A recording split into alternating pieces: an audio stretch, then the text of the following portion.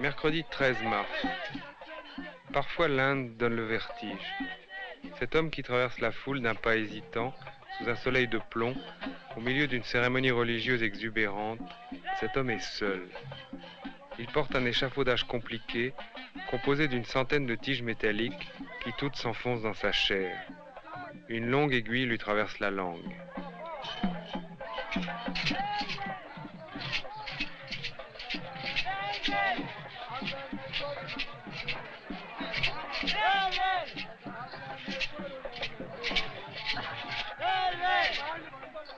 C'est sans doute un yogi qui pratique un tapa, une ascèse, une des innombrables méthodes plus ou moins cruelles pour macérer son corps, le contraindre et le dominer.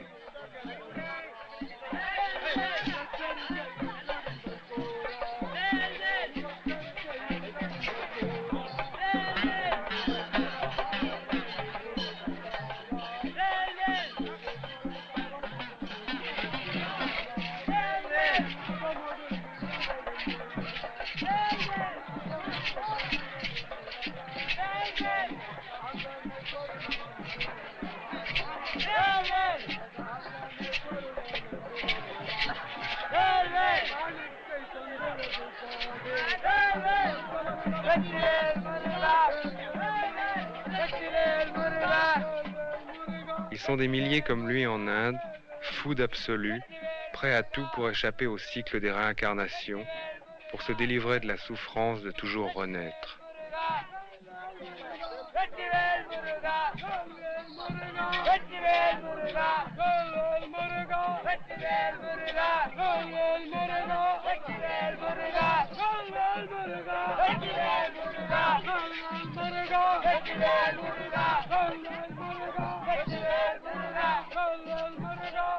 Samedi 9 mars. À côté de Mysore, une colossale statue du taureau Nandi, la monture sacrée du dieu Shiva. Nandi, très vénéré, joue le rôle d'intermédiaire entre Shiva et les hommes. Toute la journée, des paysans venus en famille défilent autour de la statue. Ils font un puja, à la fois prière, offrande et cérémonie rituelle. Les enfants ont le crâne rasé, c'est le rite. Dès leur plus jeune âge, on les initie à leurs devoirs religieux.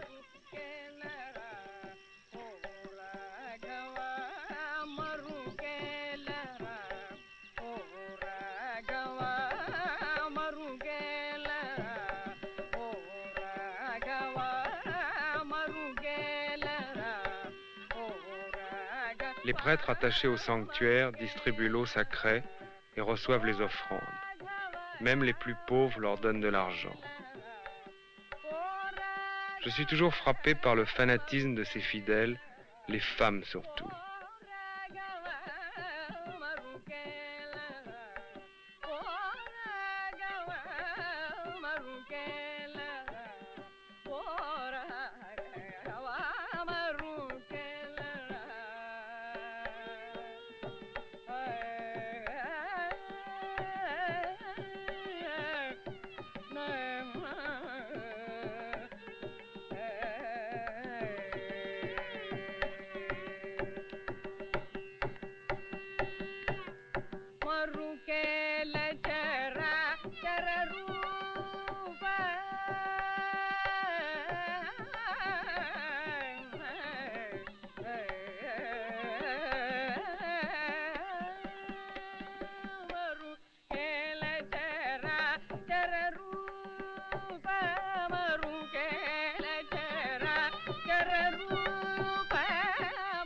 Dans l'état de Madras, on rencontre tous les 10 kilomètres des temples gigantesques comme celui-ci.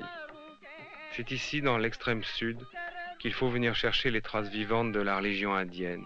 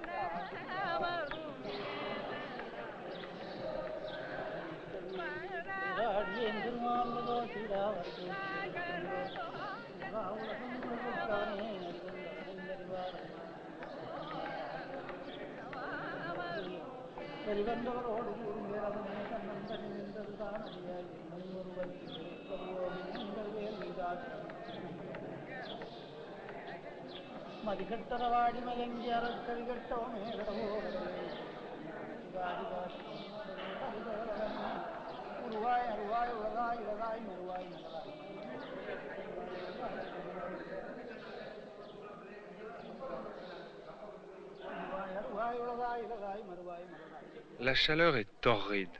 À l'ombre des colonnes, les fidèles font la sieste. Je les envie. Même éveillés, les Indiens du Sud me donnent souvent l'impression d'être assoupis, éteints, absents. C'est peut-être le climat. D'après l'essayiste Nirad Chaudhuri, le climat de l'Inde, trop froid ou trop chaud, trop humide ou trop sec, mais toujours excessif, aurait développé le pessimisme des Indiens, leur refus du monde. Ce seraient les conditions de vie qui auraient engendré la pensée indienne, et non le contraire.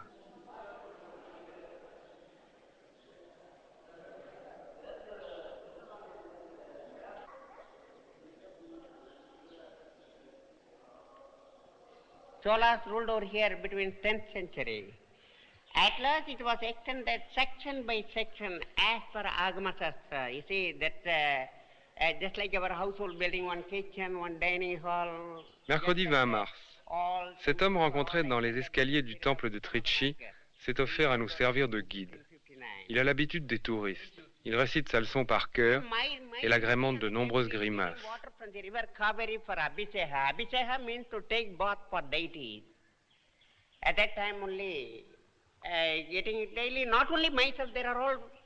Il est employé du temple. Je lui demande quelle est sa charge. Mon travail, c'est d'aller chercher l'eau du fleuve Kauveri qui coule en bas du temple. Cette eau est destinée au bain rituel des divinités. Nous sommes 18 prêtres qui accomplissons cette fonction tous les jours. Il dit qu'il a fait d'autres métiers. Il a voyagé à travers le pays et jusqu'en Birmanie. Il a été interprète, comptable, dactylographe. Ainsi va le cycle de la vie, un jour ici, un jour là. Aujourd'hui, je porte l'eau aux dieux, c'est comme ça.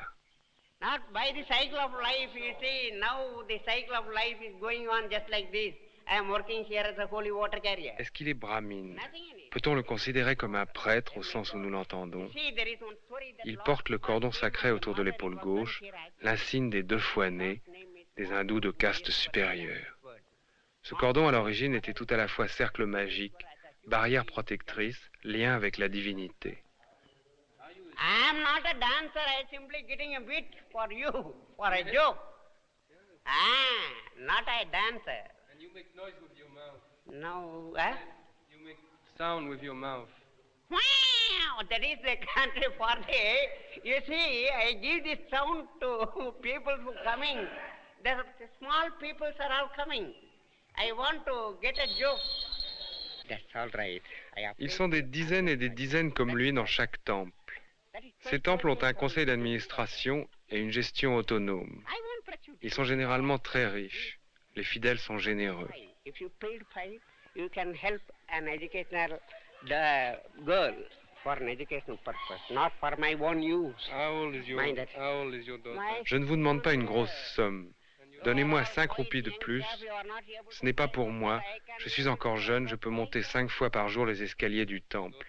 C'est pour les études de ma fille qui a 15 ans et qui apprend à taper à la machine.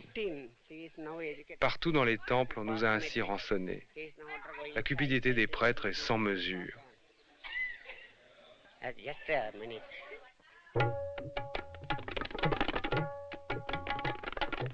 Mardi 12 mars. Nous sommes au temple de Tirukalikundram, situé tout en haut d'un grand rocher.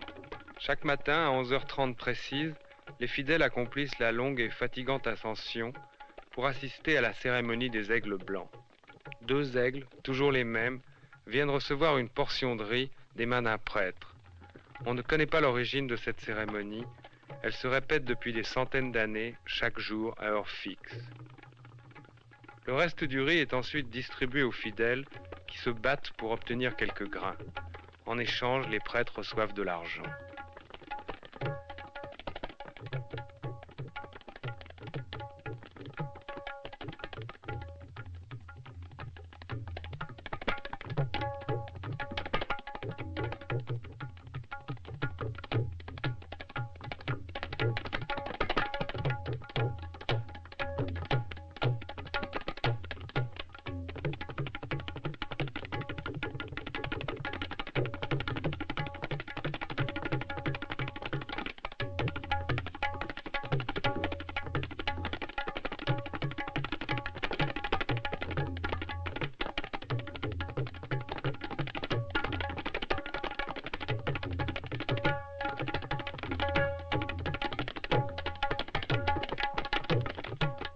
Prêtres voleurs, fidèles crédules et généreux, mains tendues pour donner et recevoir, partout les mêmes images. C'est l'envers de la religion indienne.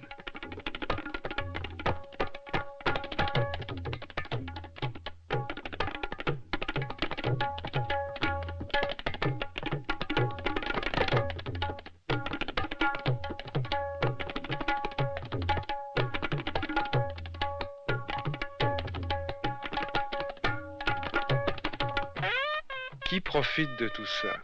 On répond volontiers les brahmines. Ce sont eux qui occupent le sommet de la hiérarchie des castes et leur fonction traditionnelle est la prêtrise. En réalité, contrairement à ce que j'avais cru tout d'abord, la prêtrise n'a aucun prestige particulier chez les brahmines. Elle est même considérée comme dégradante. Les brahmines occupent souvent des fonctions importantes dans la société et ceux qui sont prêtres sont un peu les laissés pour compte, ceux qui n'ont pas réussi ailleurs ou pas pu faire autre chose. Les plus pauvres et souvent les moins instruits. Beaucoup de prêtres ne savent pas lire. Ils récitent sans les comprendre les prières en sanskrit, la langue des textes sacrés. Qui plus est, beaucoup de prêtres ne sont même pas brahmines, en particulier dans le culte de Shiva. Décidément l'un des compliqués.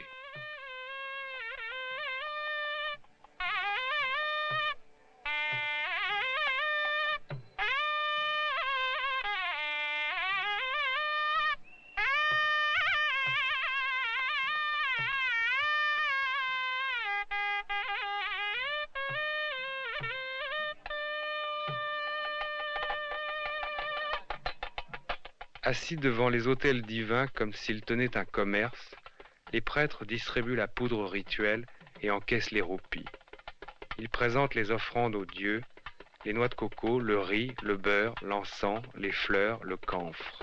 Prêtres ou laïcs, les brahmines du Sud m'ont toujours frappé par leur arrogance. Imbus de leurs privilèges, austères, très religieux, ils sont strictement végétariens et observent encore aujourd'hui d'innombrables tabous d'impureté. Ils ont des restaurants spécialement pour eux dans les villes. Les brahmines pauvres, quand ils ne sont pas prêtres, sont souvent cuisiniers.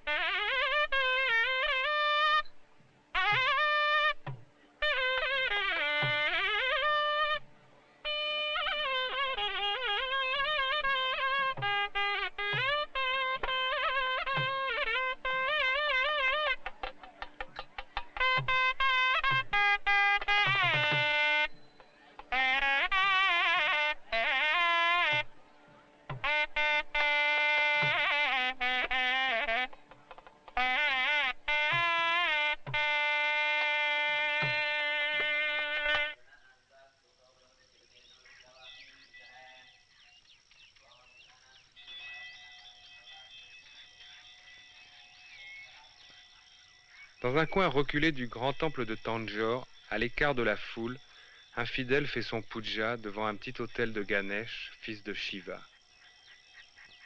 Loin des prêtres, loin des foules fanatiques, Ce croyant solitaire, perdu dans sa dévotion, nous réconcilie avec la religion hindoue. Je ressens comme un accord profond entre lui et ce qui l'entoure, une paix que notre approche indiscrète ne parvient pas à troubler.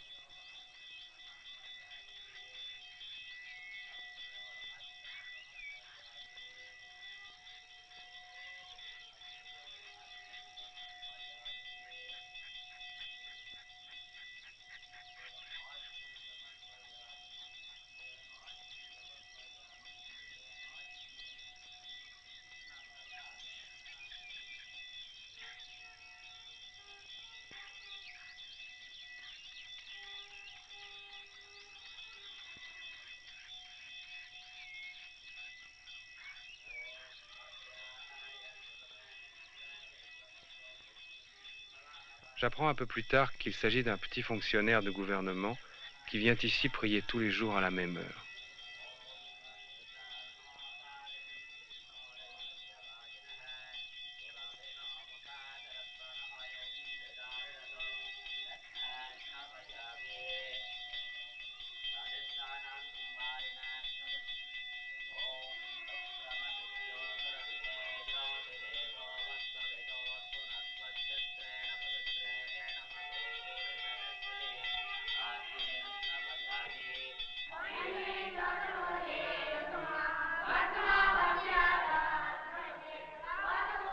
Ces enfants, de caste brahmine mais fils de paysans pauvres, se destinent à être prêtres. Ils apprennent par cœur des milliers de vers des Védas, les plus anciens textes de l'Inde. Ces Védas, selon la tradition, ne sont pas d'origine humaine. Ils ont précédé les dieux, ils sont la divinité elle-même. Au commencement était le Verbe, dit la tradition sémitique, à quoi répond la pensée indienne, l'absolu est son. Les Védas sont faits pour être récités et écoutés. Pendant longtemps, il était même sacrilège de les écrire.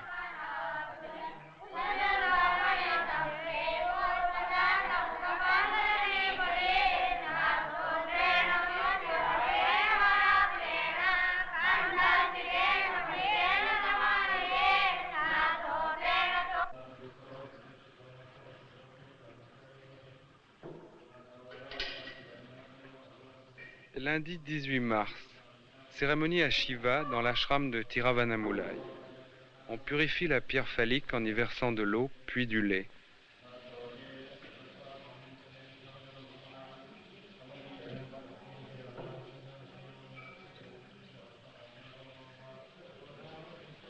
On la couvre d'offrandes, de fleurs, d'objets précieux, et l'officiant récite comme chaque matin les 1000 noms de ce Dieu multiple. C'est la première fois que nous pouvons filmer une cérémonie comme celle-ci. Elles ont lieu dans le saint des saints des temples, généralement très obscurs et interdits aux étrangers. Shiva est la grande figure avec Vishnu du panthéon indien. Son culte est particulièrement dominant dans le sud du pays. C'est un dieu complexe. Il n'a pas seulement 1000 noms, mais 1000 visages que je ne me chargerai pas de détailler. Essentiellement, il est le régulateur de l'ordre cosmique, à la fois destructeur et fécondateur. Par lui, les choses et les êtres meurent. Par lui aussi, car il est le dieu de la sexualité, les êtres renaissent.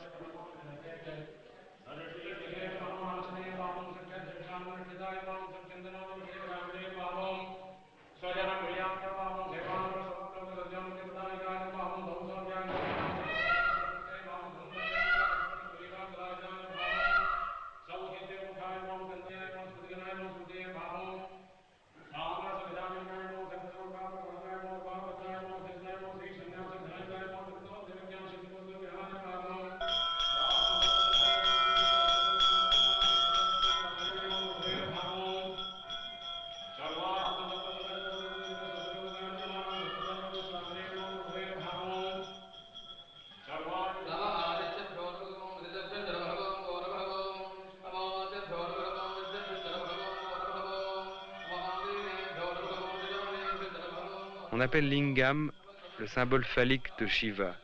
C'est un monolithe dressé, entouré à sa base par le yoni, le symbole du sexe féminin. Shiva n'est pas un dieu arien. Il n'est pas dans les Védas. Il est une résurgence du dieu phallus des premières civilisations de l'Inde.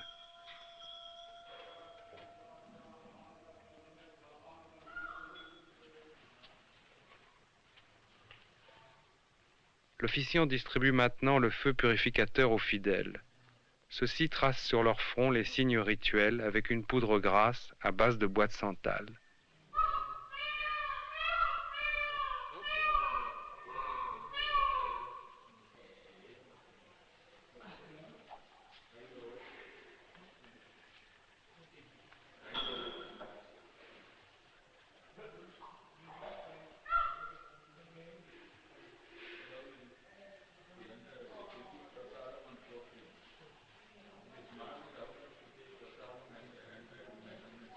You can take this also. Did you take it?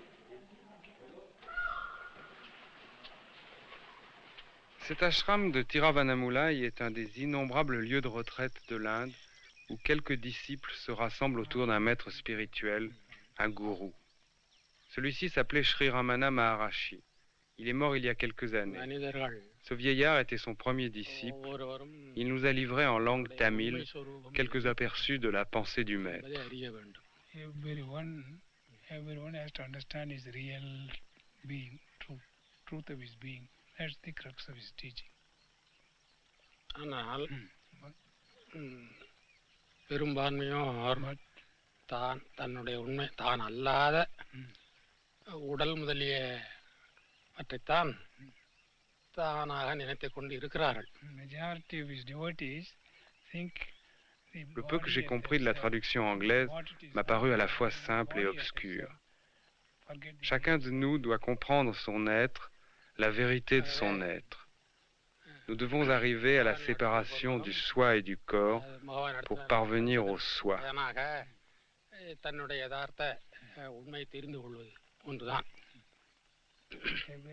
Le grand enseignement du maître, ce vers quoi les disciples doivent tendre avant tout, c'est à la connaissance suprême du soi.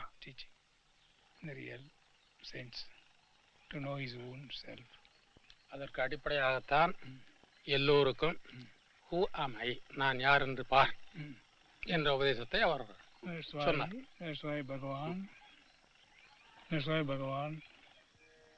Jeudi 21 mars, nous arrivons au temple de Madurai, le plus vénéré de l'Inde du Sud. Il est immense. Construit au XVIIe, il est dédié à Minakshi, une des épouses de Shiva.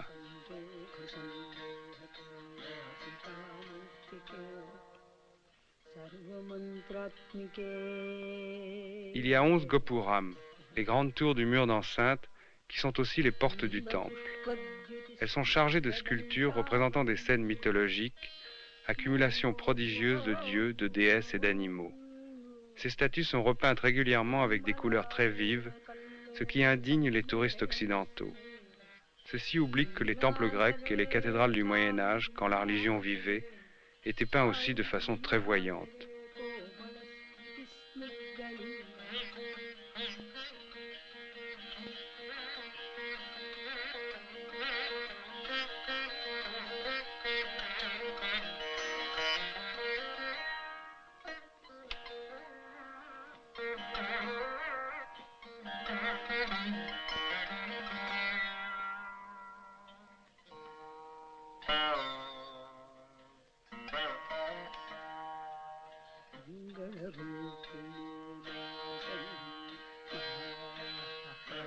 On nous fait des difficultés pour entrer dans le temple avec nos appareils.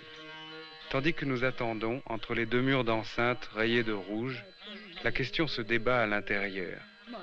Les administrateurs veulent bien nous laisser filmer, mais seulement l'après-midi, quand le monument est fermé aux fidèles. Ils sont surpris d'apprendre que nous nous intéressons aux fidèles beaucoup plus qu'au monument. Finalement, tout s'arrange, comme toujours, avec du temps et de l'argent.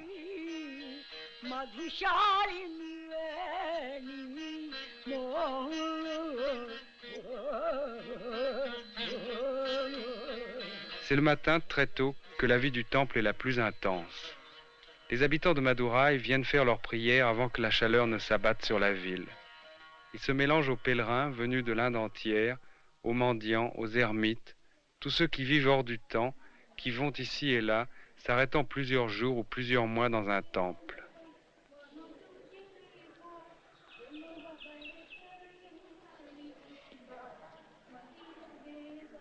Cette femme, assise entre les deux enceintes, elle était là quand nous sommes arrivés. presque immobile, elle marmonne du bout des lèvres on ne sait quelle litanie. Quand nous repartirons le soir, nous la retrouverons à la même place, dans la même position, comme si elle n'avait pas bougé de la journée.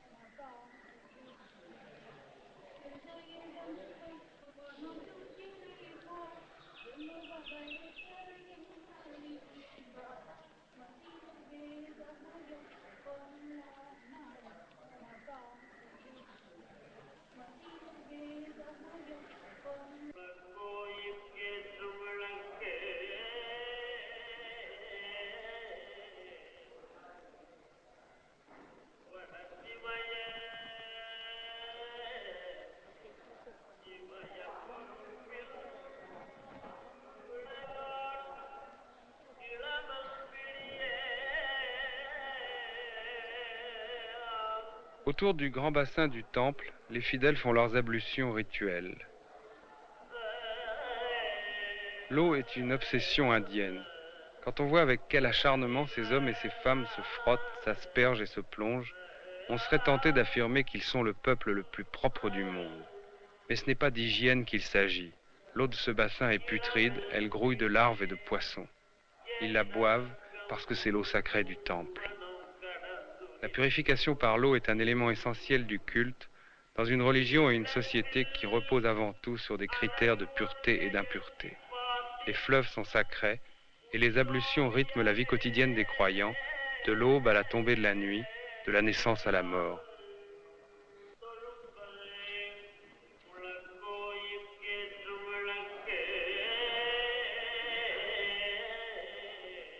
Les Indiens se moquent de l'hygiène. Peut-être pensent-ils que cette notion occidentale débouche sur la stérilité.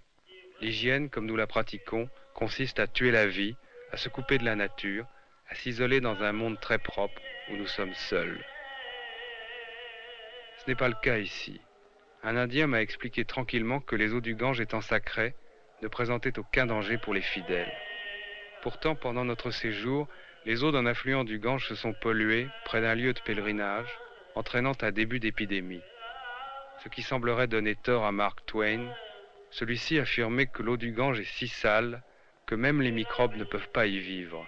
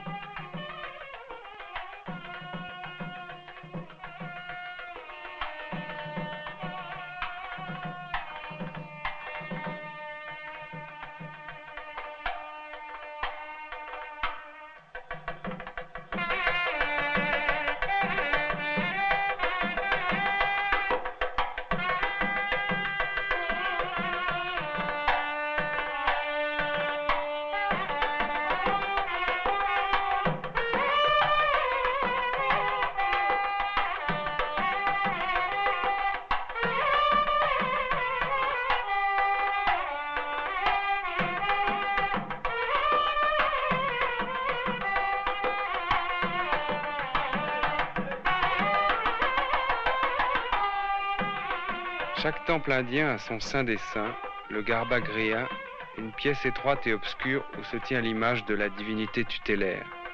L'accès en est interdit à ceux qui ne sont pas hindous et jusque récemment aux hindous de caste inférieure.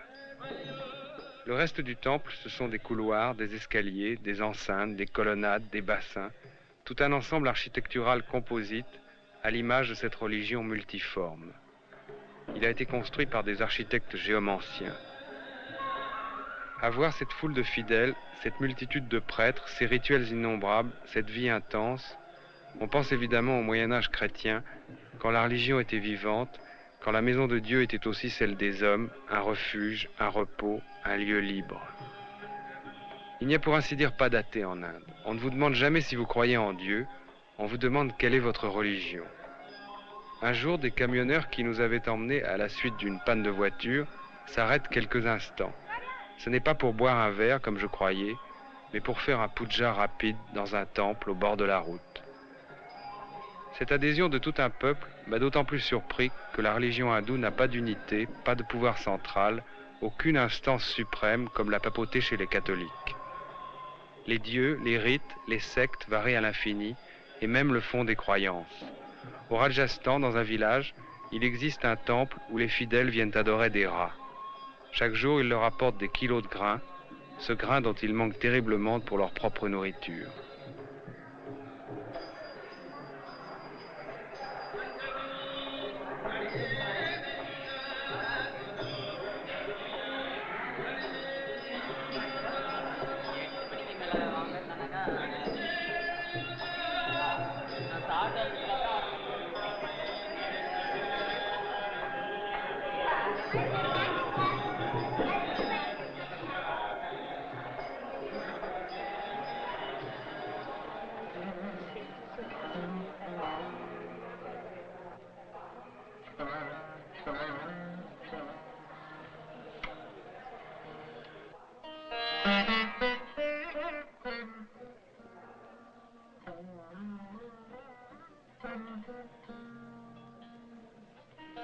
Amba Shambhavi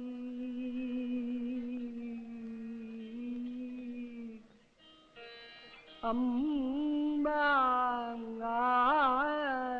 Shambhavi Chandramauli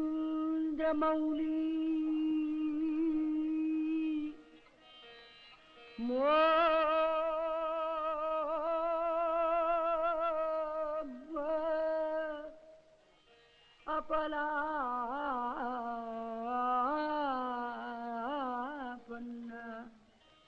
Umar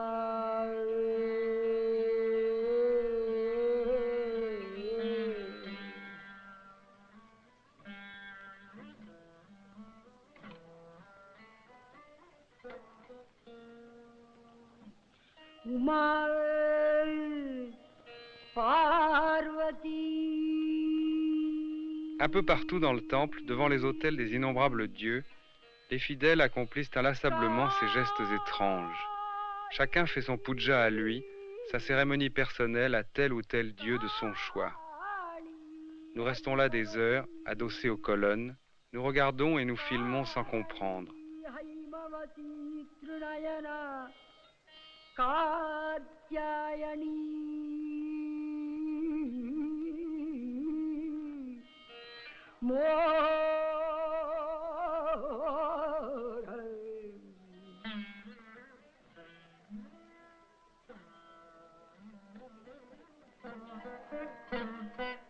Ces gestes peuvent faire rire, et nous aurions pu facilement en accentuer le côté burlesque au montage, faire de cette séquence une charge comique du fétichisme et de la bondieuserie. Pour tout dire, nous n'avons pas eu cette envie. Nous vous les montrons comme nous les avons filmés. Vous les trouverez grotesques ou admirables à votre choix.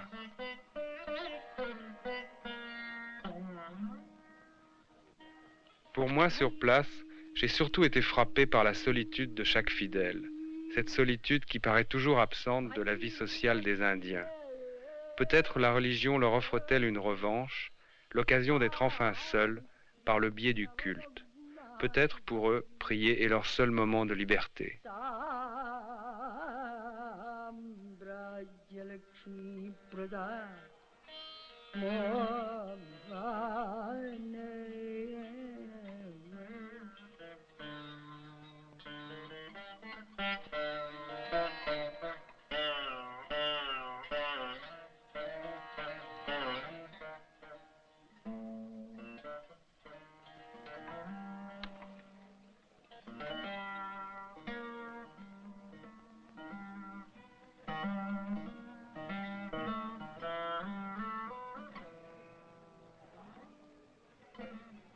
Bhairavi Kali Haimavati तुरयनामते. En tout cas, ces Indiens du Sud, si assoupis, si éteints dans la vie normale, je ne les reconnais plus. Devant leur Dieu, ils deviennent vivants, attentifs, nerveux.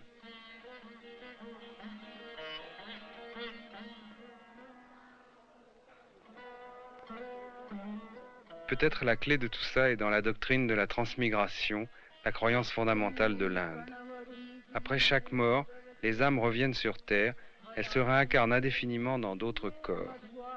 La religion a pour but ultime de mettre fin à cet éternel retour, mais à défaut d'y mettre fin, chaque fidèle tente, par sa dévotion et sa bonne conduite, d'améliorer son sort dans une prochaine vie. Car chaque nouvelle réincarnation est la sanction des précédentes. Cette croyance fonde et justifie le système des castes. Chacun trouve sa place dans la hiérarchie, selon les mérites de ses existences antérieures, et doit donc l'accepter.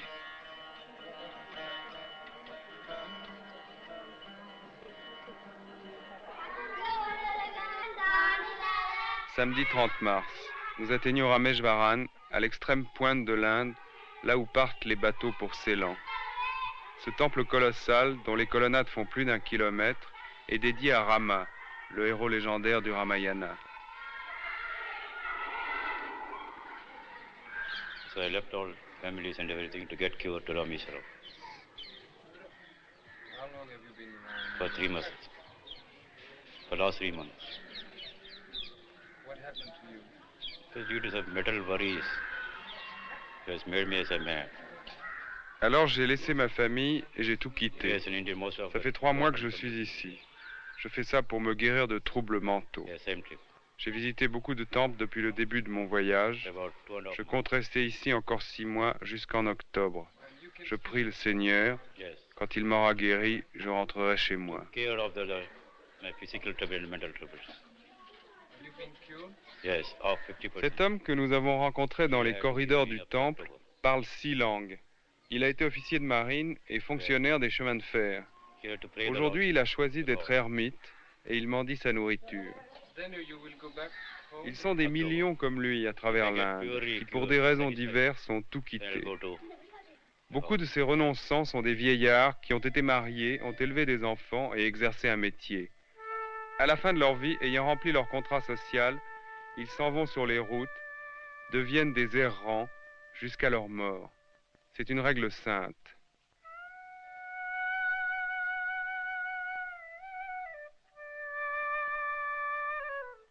Plus déroutants encore sont les sadhus, ceux qui, dès leur plus jeune âge, se mettent en marge de la société. Ils se groupent souvent en sectes, dont chacune a ses coutumes et ses rites propres, souvent très étranges, mêlés d'occultisme et de magie. Ce sadhu, rencontré à Tanjore, récite les noms des villes et des temples qu'il a traversés du nord au sud de l'Inde. Swamimalai, Kumbakonam, Kumbeswarar, Chidambaram,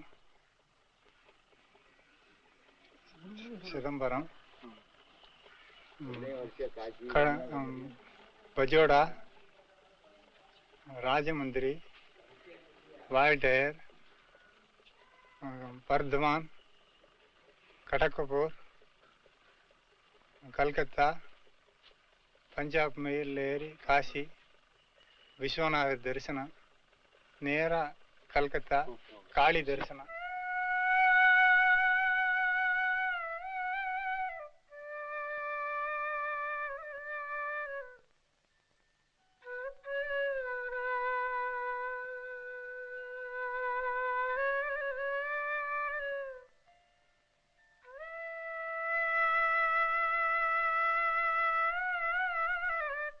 Becoming truth, and that world is coming near.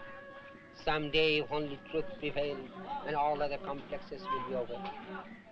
We will be one. East and west, one.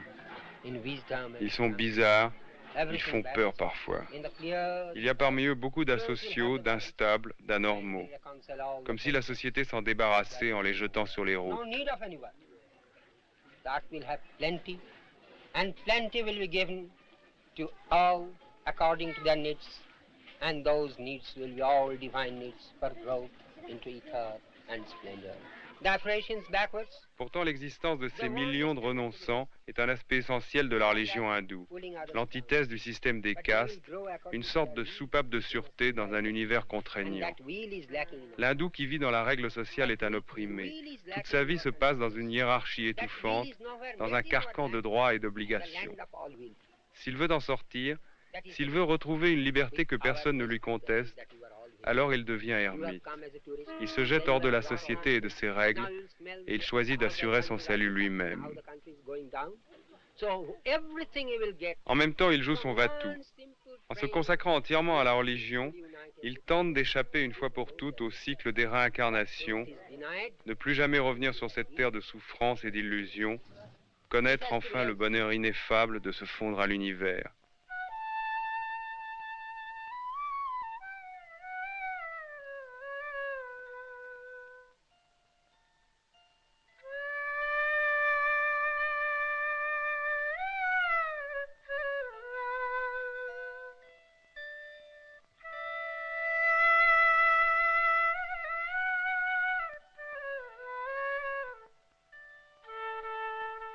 En voici un, parmi des milliers d'autres que nous avons croisés.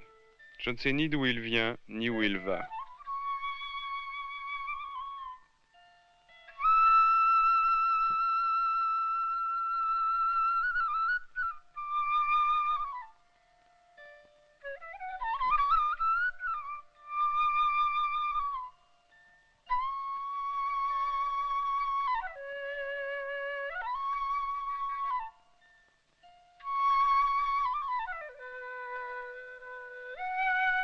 Nous allons tourner autour de lui avec la caméra.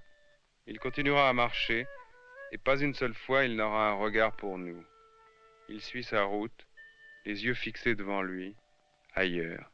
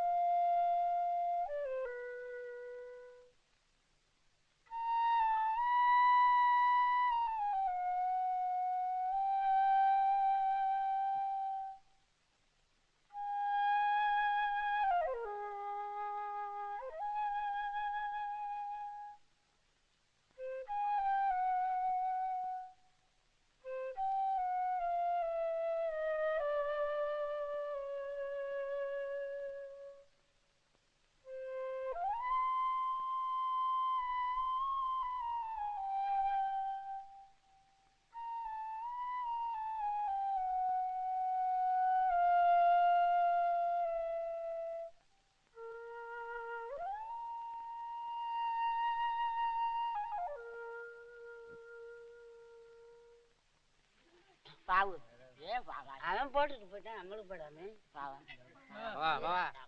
அந்த மூணியாவது பாவு பாவா பாவா பாவா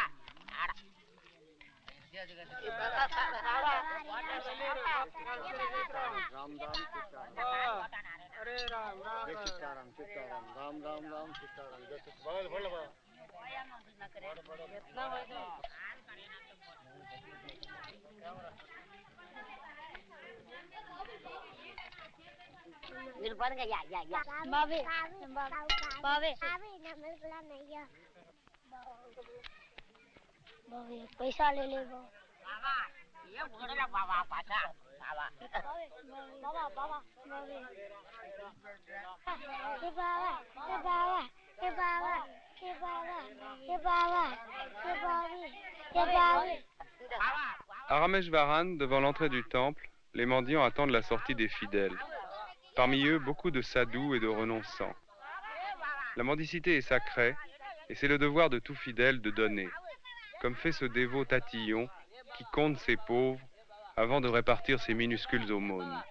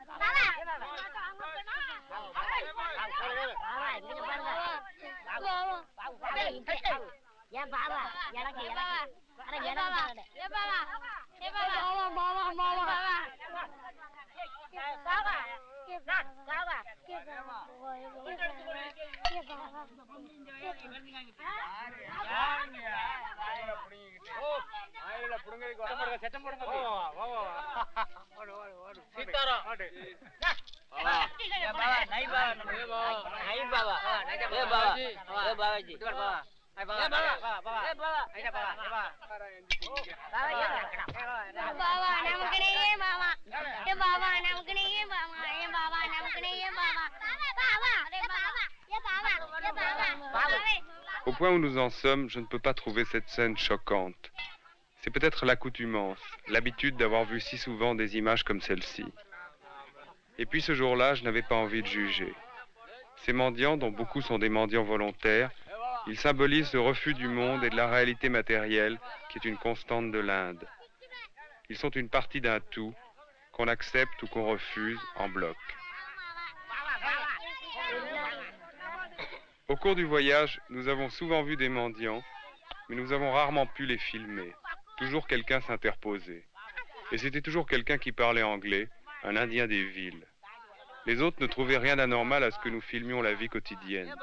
Mais eux, les Indiens anglicisés, qui ont appris à penser comme nous, ils avaient honte.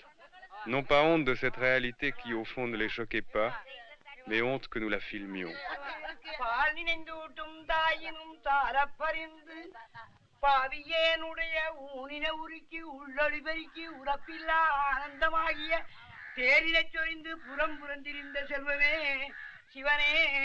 சிவபெருமானே யான் உன்னை துறந்து சிக்கன பிடித்தேன் எங்கள் எழுந்தருள்வது இனியே அண்டர்கள் துயரம் தீர்க்க அயோத்தி மாநகரம் வந்து தண்டகாருண்யம் சென்று சமுத்திரங்கனையை கட்டி கொண்டு ராவணனை மாட்டி கோதண்டம் கையிலேந்தி பிண்டறியாமனுக்கே பொன்னடி கமலம் போட்டி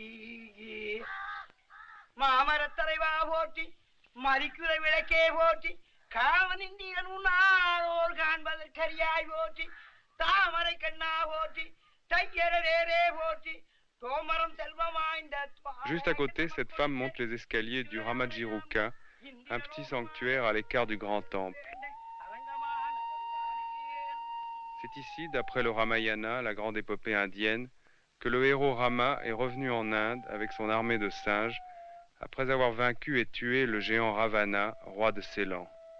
On conserve dans ce sanctuaire l'empreinte de son pied.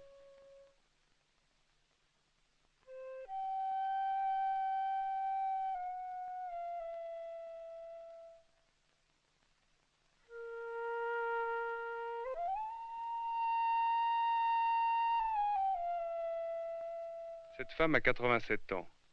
Elle parcourt l'Inde de lieu saint en lieu saint, accompagnée par sa famille et des disciples. Ceci m'explique qu'elle a des visions divines, une relation quotidienne avec l'au-delà.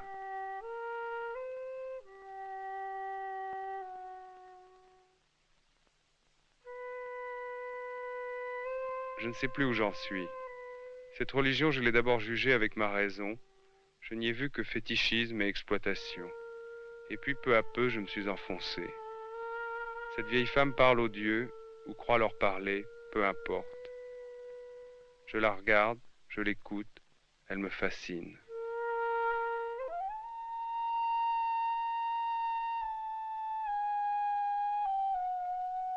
அணுமையார்க்கும் தெரியாத தத்துவனை தேனை பாலை திகழொழிய தேவற்கடங்கோனை மற்ற கரியானை நான் முகனை கனனை காற்ற கனகடலை குறவரைய கரண் நின்ற பெரியானை பெரும்பற்ற புலியூரானை பேசாத நாளல்லாக பிரபா நாடே சங்கரனின் பாதம் போற்றி போற்றி சதாசிவமேனின் பாதம் போற்றி போற்றி, பொங்கரவானின் பாதம் போற்றி போற்றி, புண்ணியனேனின் பாதம் போற்றி போற்றி, அங்கமர தைரோன் மானும் காண அனருருவாய்ந்தாய் போற்றி, செங்கமல திருப்பாதம் போற்றி போற்றி, திருமூலட்டானனே போற்றி போற்றி. வேயர் தோழி வங்கன் விரமுண்டகண்டன் மிக நல்ல வீண தடவி மாதறிங்கள் கெங்க உளமே புகுந்து, மாதறிங்கள் கெங்க வேயர் தோழி வங்கன் விரமுண்டகண்டன் மிக நல்ல வீண தடவி மாதர் திங்கள் கெங்கை முடிமேலணிந்த உளமே புகுந்து. அதனால் ஞாயிறு திங்கள் செவ்வாய் புதன் வியாழன் வெள்ளி சனி பாம்பு ரெண்டுடனே ஆதர் நல்ல நல்ல அடியாரவர்க்கும் மிகவே